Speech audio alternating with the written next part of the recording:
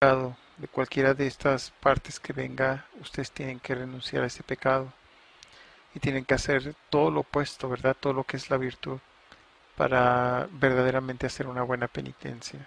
Ustedes pueden leer, por ejemplo, Segunda de Samuel, capítulo 12, versículo 13.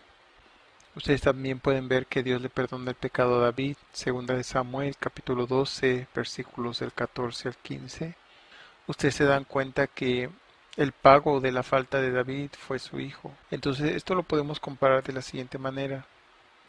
Si a mí una persona me rompe un vidrio y la persona me viene y me pide perdón, pues yo la perdono, ¿verdad? Pero ciertamente le pido que repare el daño. Y reparar el daño sería que reemplazar el vidrio, ¿verdad? Y pues si se dañó algo más, pues también que reemplace aquello que se haya dañado. Entonces ya está todo pagado completamente, ¿sí? Y eso es a lo que estamos llamados nosotros, estamos llamados a hacer reparación, ¿verdad?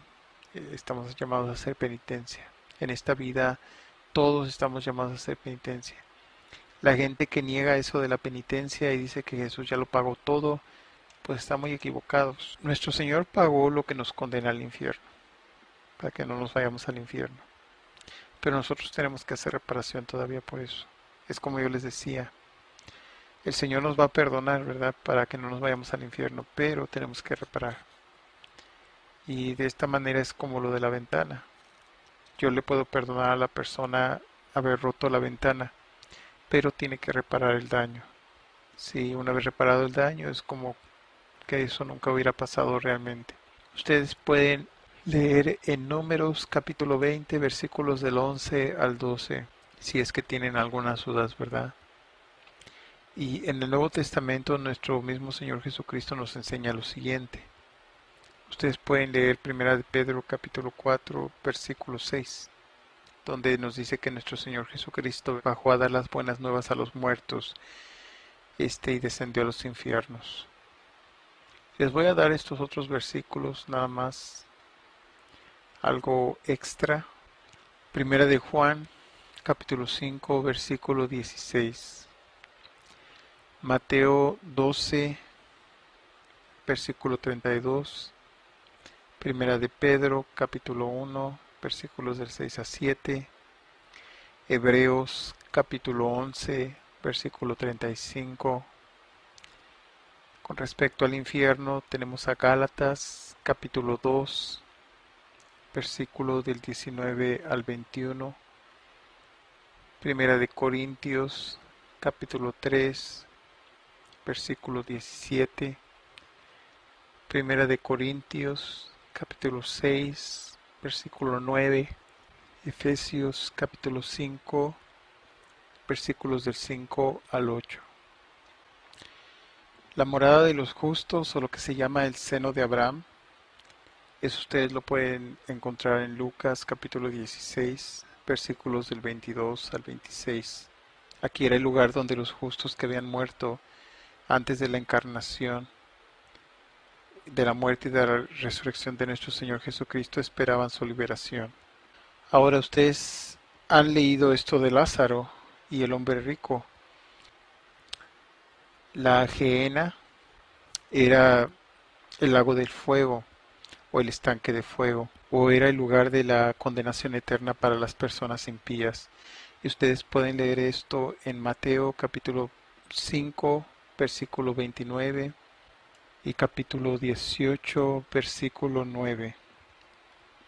También ustedes lo pueden ver en Marcos capítulo 9, versículos del 43 al 47.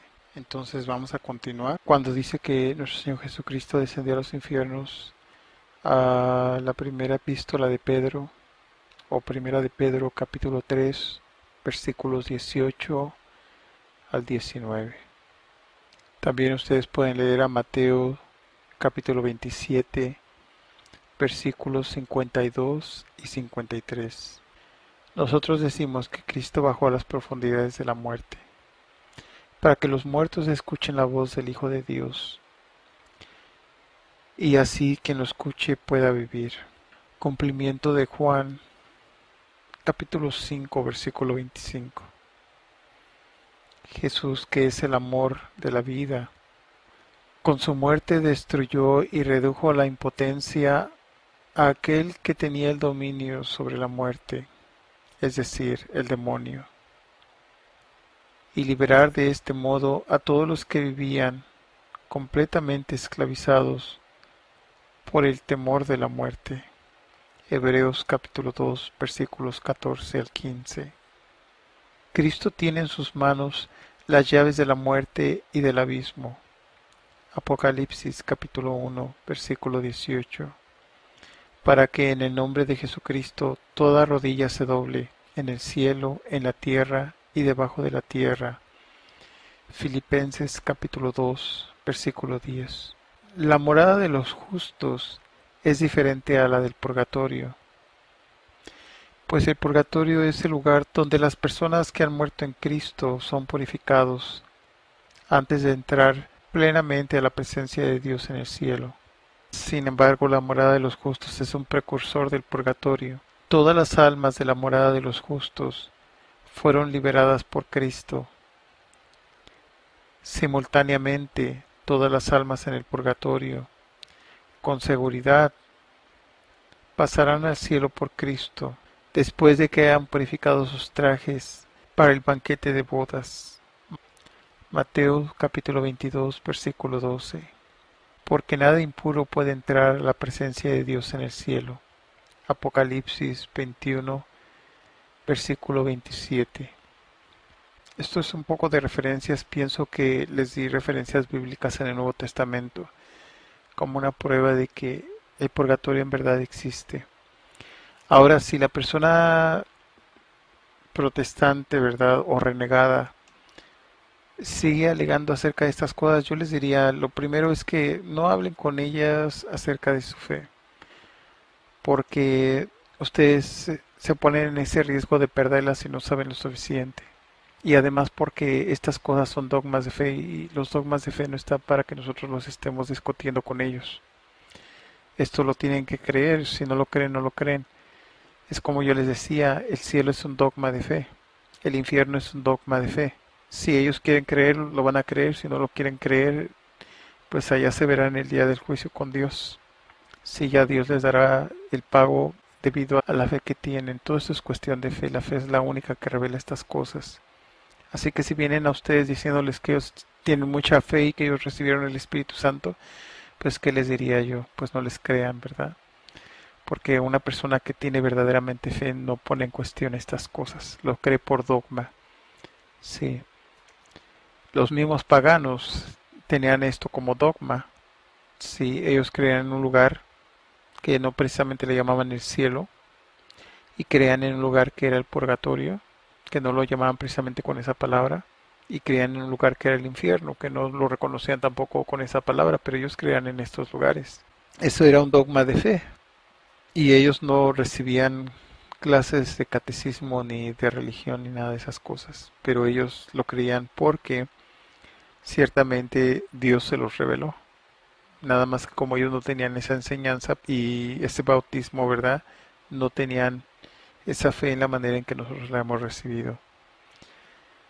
Y para terminar, si estas personas andan alegando tanto de que les encuentren ustedes un solo versículo, a mí me lo han dicho, ¿verdad? Me han preguntado que yo nada más les encuentre un solo versículo. Me dicen, encuéntrame uno solo y no vuelvo a cuestionar.